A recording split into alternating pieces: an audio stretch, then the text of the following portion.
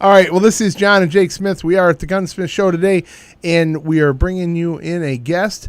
On the line, we have PJ Marx. And PJ, are you there?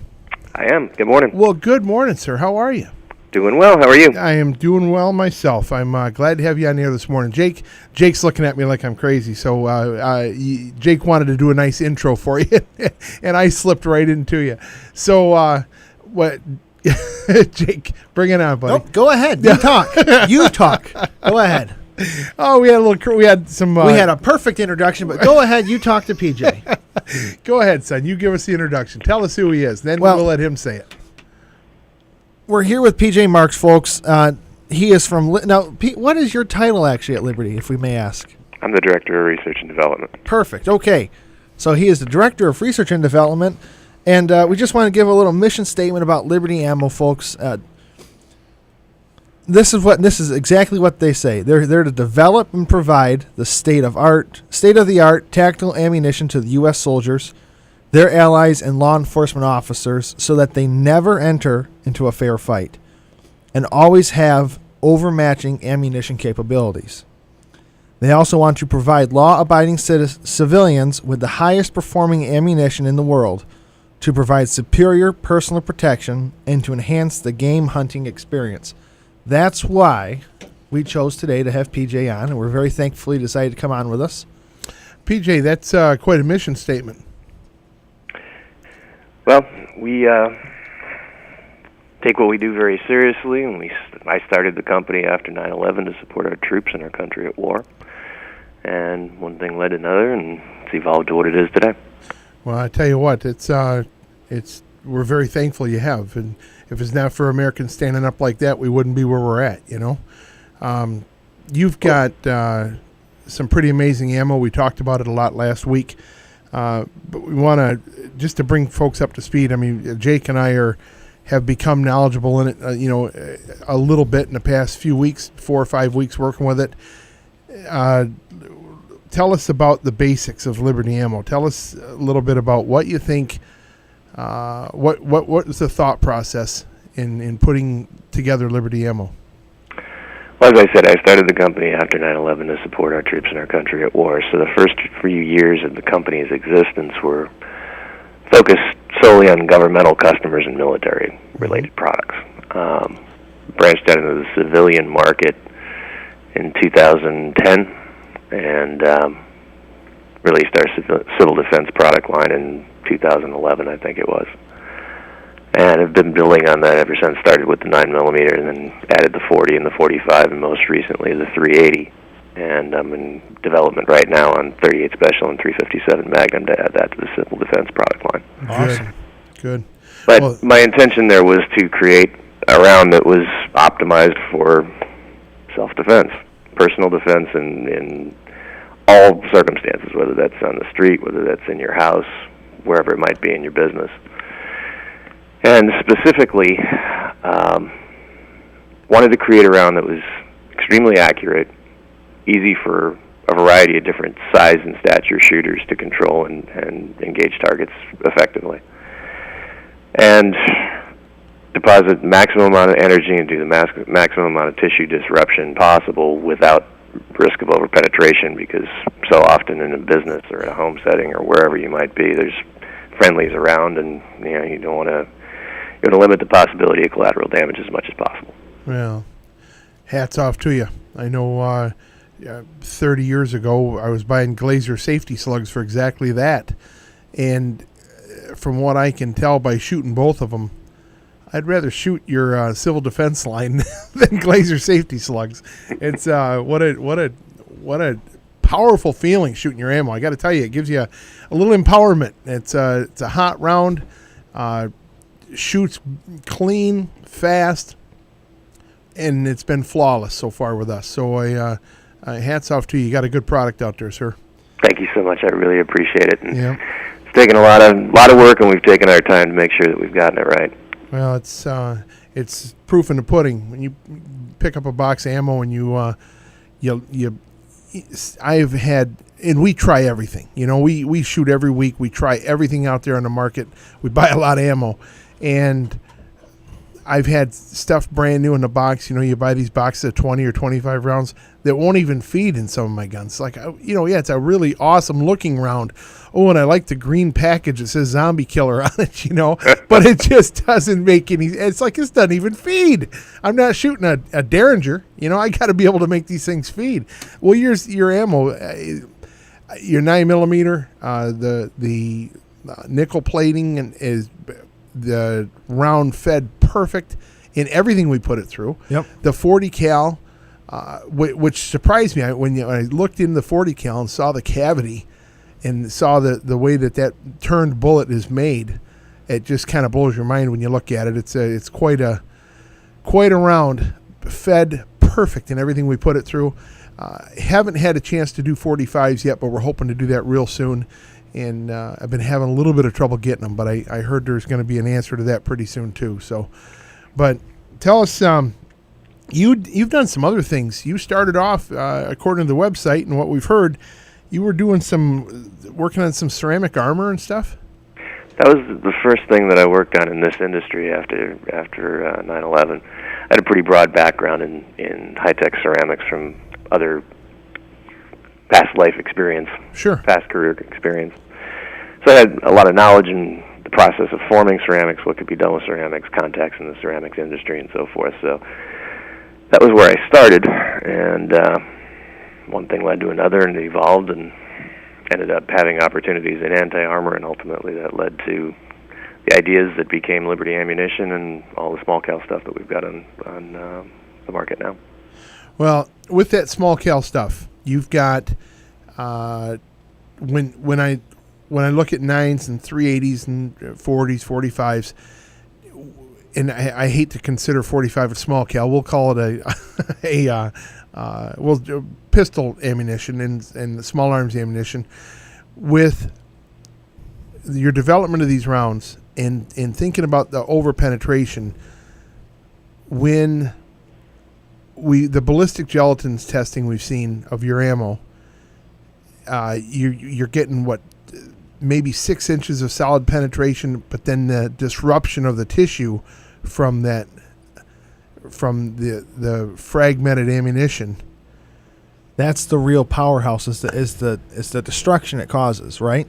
I would not seeing. I know you probably have a lot of information about this, but it must be like a pick 'em up and flip 'em ammo, is what I'm figuring. It certainly can be. Yeah. Typically, penetration runs closer to 12 inches. Oh, does it? Okay, all right. The base section of the bullet, as the bullet fragments, it usually comes apart into up to 5 or 6 pieces. Okay. The walls of the cavity, if you will, as the cavity peels back and starts to break off, go in their separate directions and create their own wound paths, and that section of the wound cavity is 5-6 inches deep usually. Okay. So the base slug, which ends up looking like a thick disc, ends up being the deepest penetrating part. And the amount of energy that's dumped into the target and how quickly it's dumped really sets a lot of different tissue in motion, and ultimately puts the target down. Oh, I would imagine. I can only imagine. I actually the foot pounds energy wise. What are we looking at for the 9mm foot pound energy hitting the target?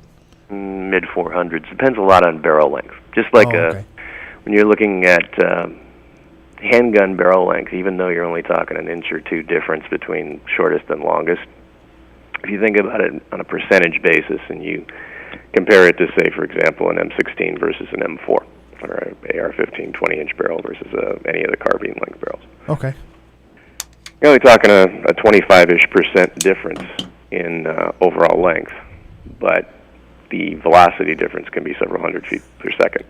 And that is because it requires powders are designed in whatever cartridge they're loaded to burn in a certain length of barrel, optimally.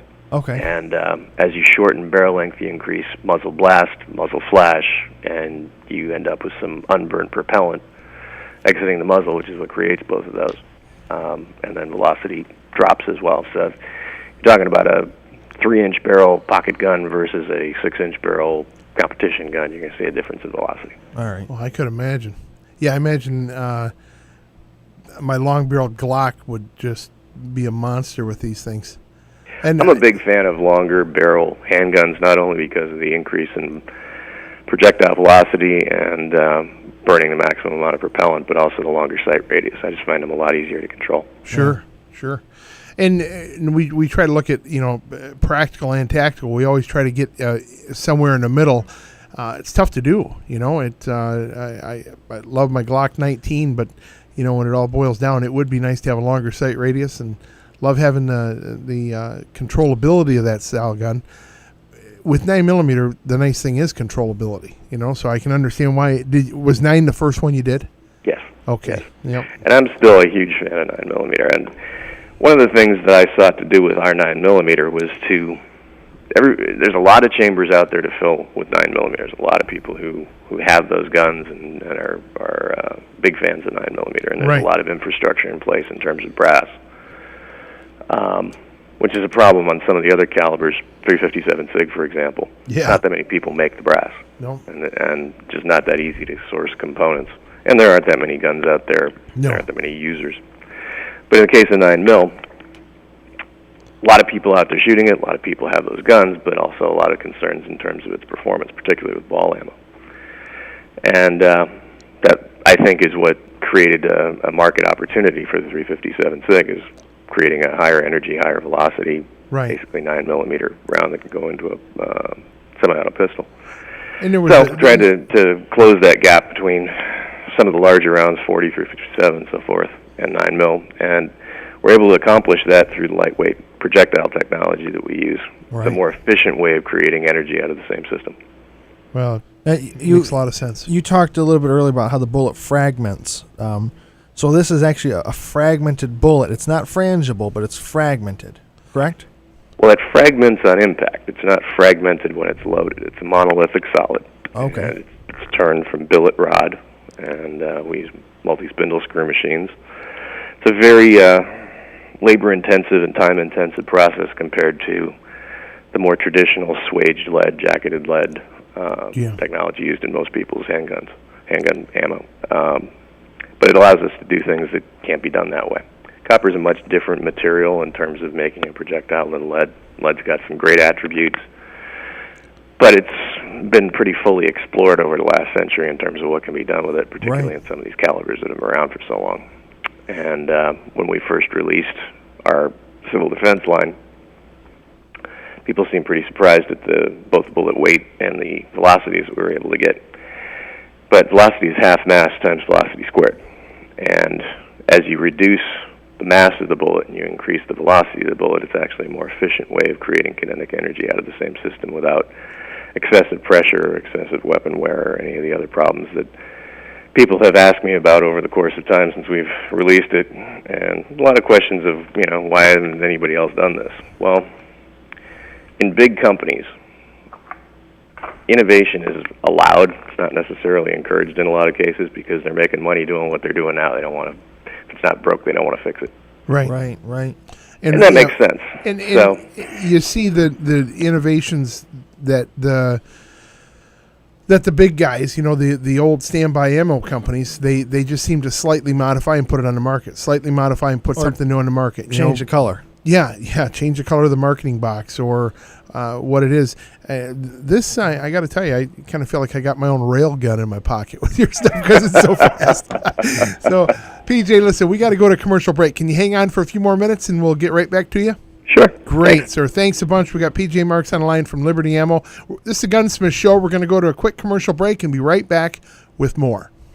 Let's talk about a private matter, insuring your guns. Do you know that your home insurance has limitations when it comes to insuring guns? To get the most out of a policy, you need to schedule your guns and collectibles. Zach Goodhart is the Farm Bureau insurance agent who understands guns and how to insure them properly. Zach is an avid sportsman that respects the value of your gun collection and will work with you to make sure you are covered. Contact Zach Goodhart from Farm Bureau at 810-391-2455. Zach is a board member of the local Safari Club International, a member of Pheasant Forever, and the NRA. Call Zach Goodhart today to protect your way of life at 810-391-2455. I Can Build That. Say it with confidence because you listen every Saturday at 10 a.m. to the I Can Build That show. For nearly 5 years, we've been helping you around your house with remodeling, renovation, and repairs, along with money-saving hints, proper techniques, and rock-solid advice that only 30 years in the business can bring. So join Mary, Jacob, and myself, Jonathan Smith, for the I Can Build That show. 10 a.m. every Saturday right here on Flint's News Talk 1470. Proudly brought to you by PAL Alarm, Starline Kitchen and Bath Gallery, and Staley's Plumbing, Heating, and Air Conditioning. Who's watching your home? Who's watching your business? PAL Burglar Alarm can watch them for you. They have over 30 years' experience protecting homes and businesses in mid-Michigan. PAL Burglar Alarm provides 24-hour monitoring service through their UL-listed monitoring center based right here in Michigan. They also offer armed guard services and no long-term contracts. Besides burglary protection, they can also monitor for flooding, sump pump failure, CO2 detection, temperature sensors to prevent pipes from freezing, panic, fire, and driveway alarms. PAL Burglar Alarm, a price you can live with. Call them today at 810-908-8298. That's 810-908-8298 or palalarm.com. And now back to the Gunsmith Show with John and Jake Smith.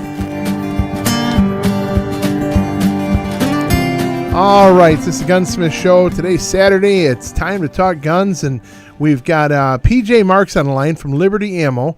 And PJ, thanks for sticking through the break with us. You are there? Hi, guys. Good. I hear you. That's a good thing. Now, PJ, we're in Flint, Michigan. You're in Florida, correct? Yes. Whereabouts? Sarasota, Bradenton area. Good, man. Is it's it not warmer snowing than, there, is it? Is it warmer than 35?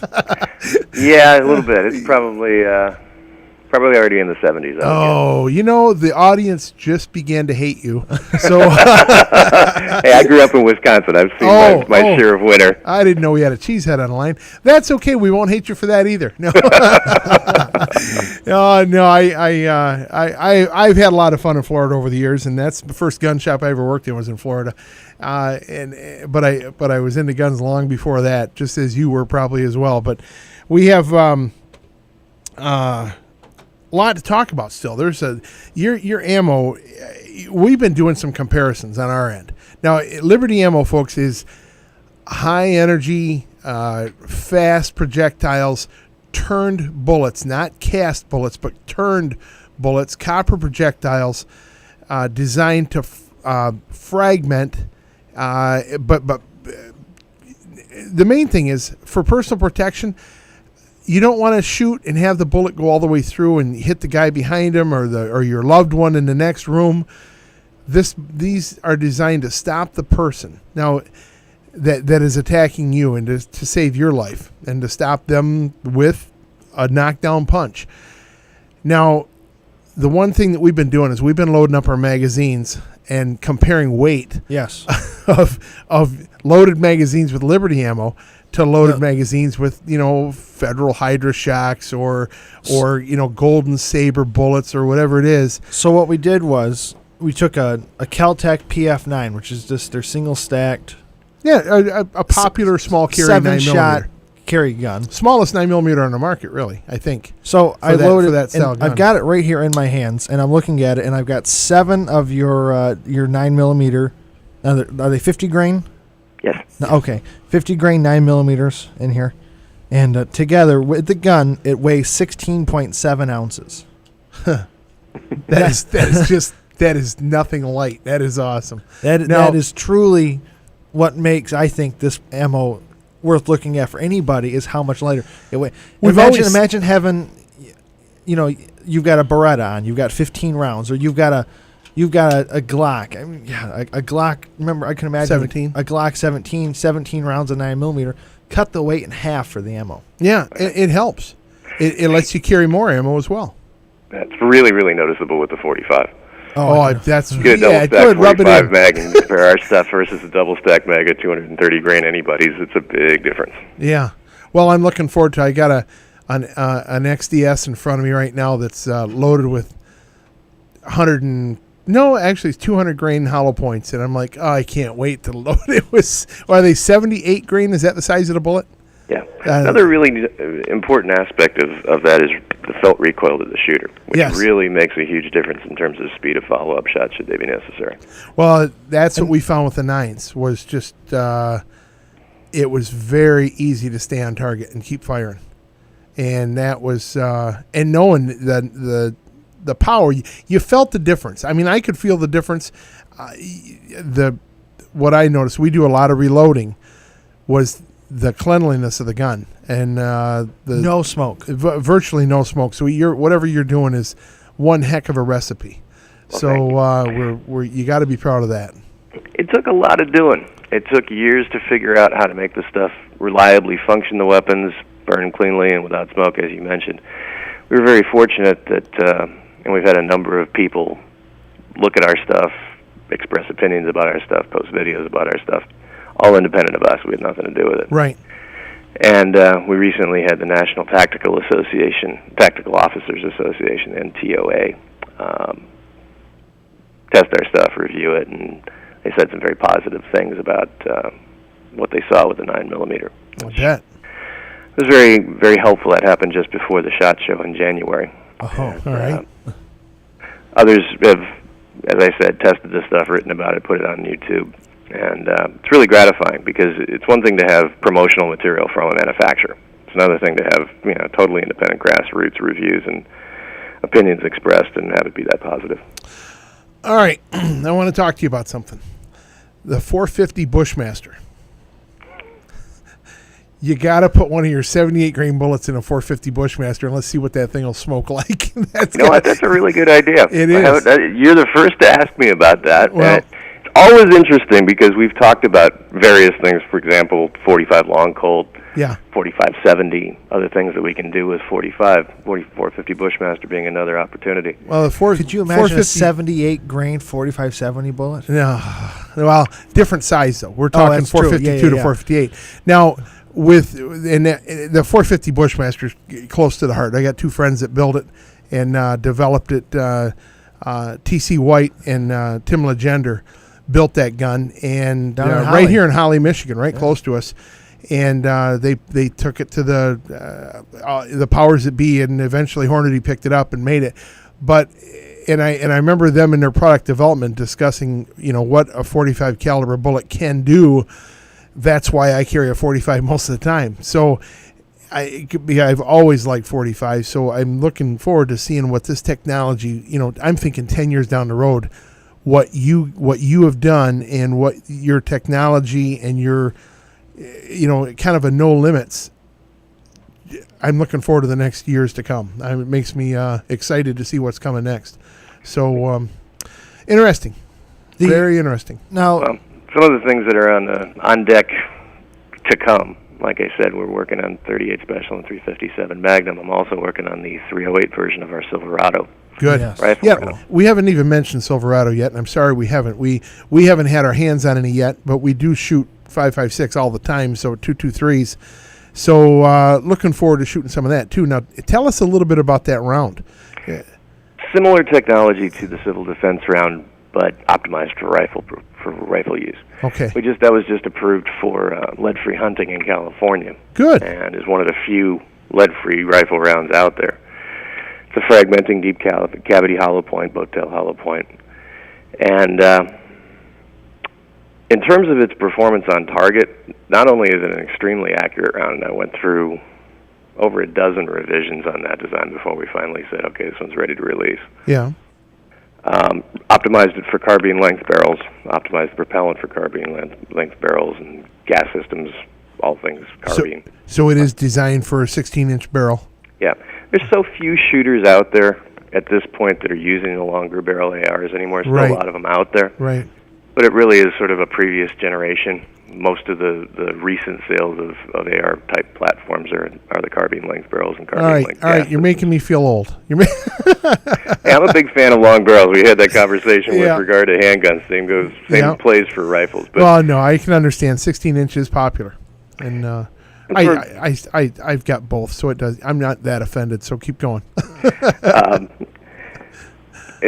Just trying to respond to where the market seems to be going. Sure. And, a lot of the feedback we've gotten from the gun makers, who have been very supportive and very helpful and given us feedback in terms of where they see their market. Those are all the factors that played into how we made those decisions. But it's optimized for the carbine length barrel. Now, with the 308, Any idea yet what the bullet weight's going to be? It's going to be a fairly lightweight bullet, probably in the 120 to 125 grain range. Good. The Silverado 223 is a 55 grain bullet. And again, high velocity, fragments on impact, but still significant penetration of hard targets, as is the case with our handgun stuff. Still penetrates all the FBI barriers, auto glass, steel, wallboard, all the rest of it. Well, I'm looking forward to shooting some of that in our AR-10. I have a question going back to the handgun ammo. The 9mm, you talked about revisions with 223s and making them work, but can I ask how many revisions it took to get the 9mm to work to where it is today? Oh, good question. That's another one I don't know that anyone has. Over a dozen. Oh, I would imagine. Yeah, it took probably 2 years of development work to get that to the point where we released it, and then another year plus to get the 40 and 45 behind it. Wow. Done a good job, sir. Hats Thank off you. to you. Yeah, thank you very much. And I think I find it very, it might sound kind of silly, but I find it heartwarming that you made these decisions after 9/11. 9/11 changed our lives. It changed how we live our life here in America, how we think about our worldly neighbors, and I think we're all a little more cautious, and we can't begin to let our guard down. We still have to have that cautiousness. What I miss was shortly thereafter the American flags being everywhere. It was a lot of patriotism there, whether it be heartfelt sympathy and loss for what happened to all the poor people that died, or if it was just that upswell of true patriotism. I miss that. I'd like to see Americans flying flags again, wouldn't you? Boy, you bet. I had just purchased a restaurant that summer, December 2001, and remodeled it and opened it in August. Yeah. And after the attack, a few weeks, maybe a month after the attack, we were open for lunch. It was a Friday afternoon. I'll never forget it. We had a packed house. And then we had a bridal shower, and all these ladies in there with balloons and cake and presents and all of that. And the police came to the door, and we were on the perimeter of a big mall downtown in Sarasota. There was a movie theater in the mall, and the police came to the door in the middle of lunch Friday afternoon and said they found a suspicious package at the movie theater, and we've been ordered to evacuate. Oh. So my manager and I are looking at each other like, wow. And they said, please, evacuate your business. Yes. So we calmly went table to table and explained the circumstance to everybody and asked them, told them we'd been ordered to evacuate and, calmly please move towards the exit. Pandemonium. People, Oh, yeah. obviously frightened, understandably so. And watched everybody abandon their meals and the good time they were having and rush for the doors. Yes.